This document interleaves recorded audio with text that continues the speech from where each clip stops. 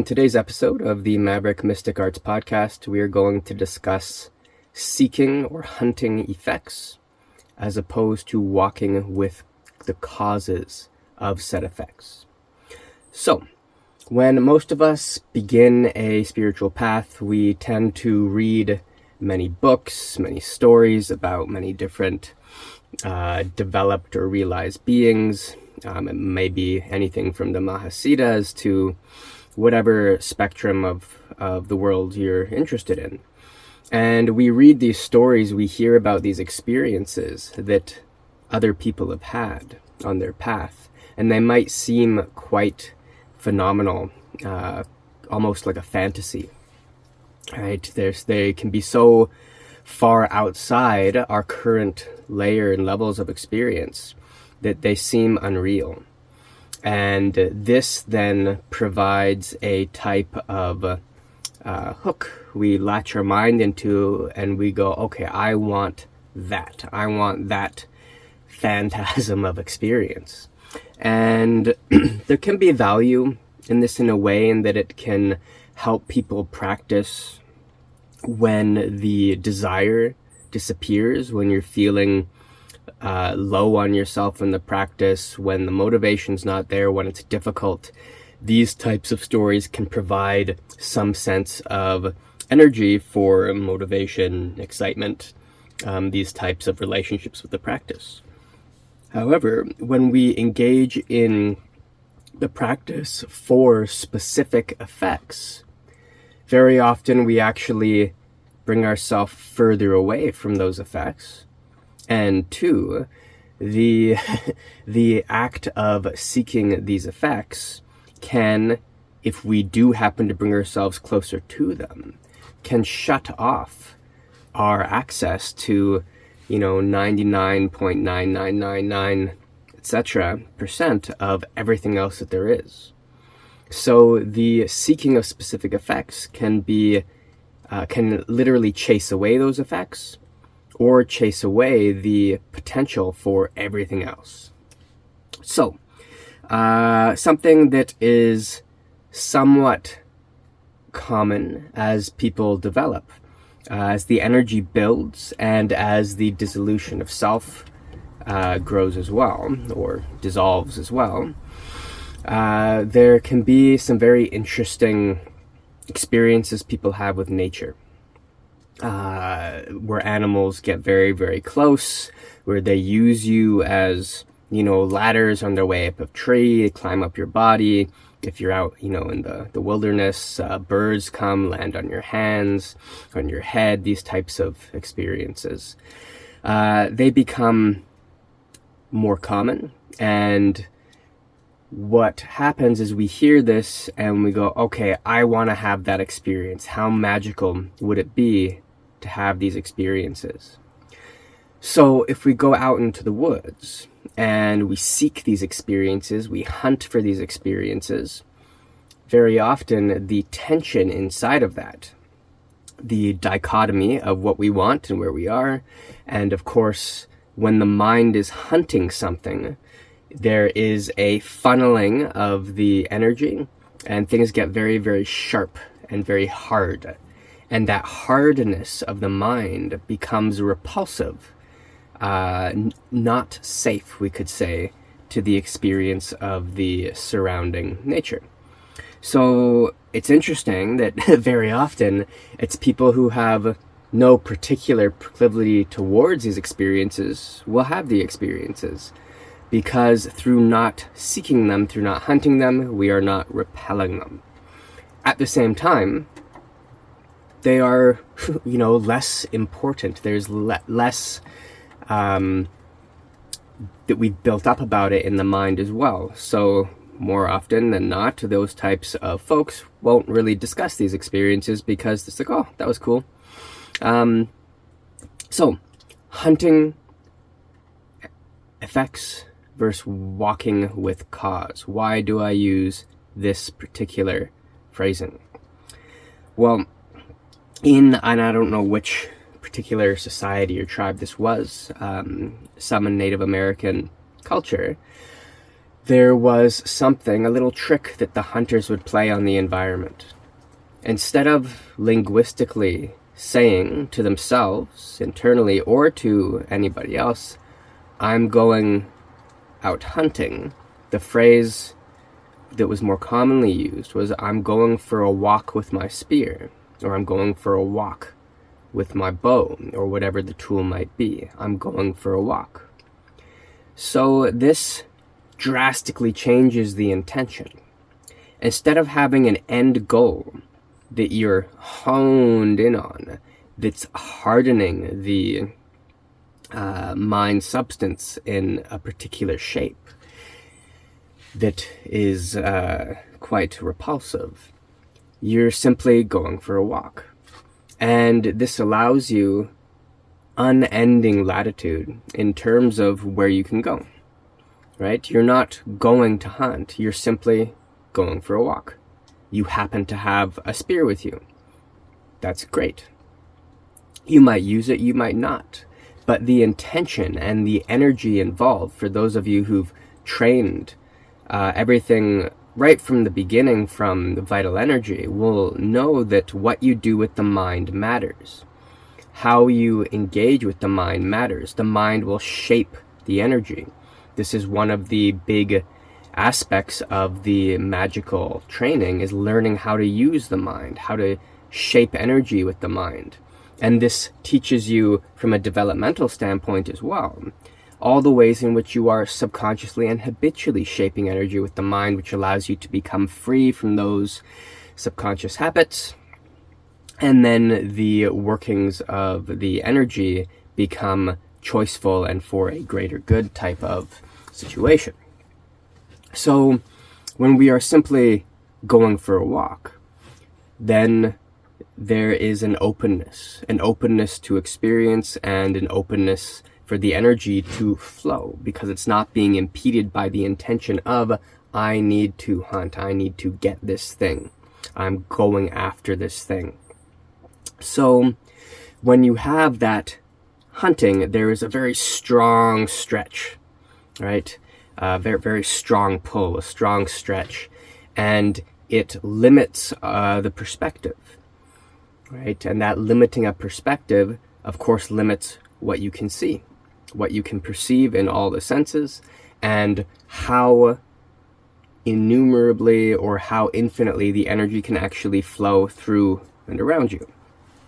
So this would apply to things like, photography, and anything else where you might be going out to do a thing, to get an amazing picture, to hunt for an amazing picture, or to hunt an amazing musical track, whether to listen to or to create. However, very often, let's say in the musical standpoint, you just jam with some friends and you come up with some amazing music. And if you record it, listen back, you can, find that there's numerous songs that can come out of that. Or if you go for a walk with your camera, bang, then you happen to be there. There might be a picture there, but you are not limiting your experience to trying to find a good picture. Through this, you are able to see so many more angles and perspectives that might encircle the environment you're in. Okay, so when we apply this to the spiritual path, we can look at this as hunting for answers and walking with questions. Okay, now causes can be, they can lead to specific effects. However, if we attach to the effects, then the full scope of what that cause can engender or initiate, the worlds in which it can open, you limit that. So we have these questions, and this is why one of the highest levels of teaching is through transmission from the spiritual standpoint, and simply through opening the doors of questions, through questioning with students. So you have short questions, you have long questions.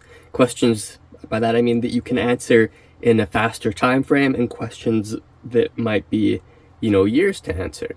And these don't necessarily refer to verbal questions. These can be experiential questions, right?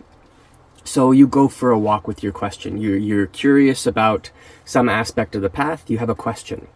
Now, questions are almost a one-for-one with awareness. So the scope of the question you're capable of inhabiting. And we have to remember that a question implies an unknown or uncertainty, right? A lack of the impositional mind, that condensing aspect of the mind and identity that wants to lean on the known, that needs the known to support that very identity. The space of the question is absent to that known.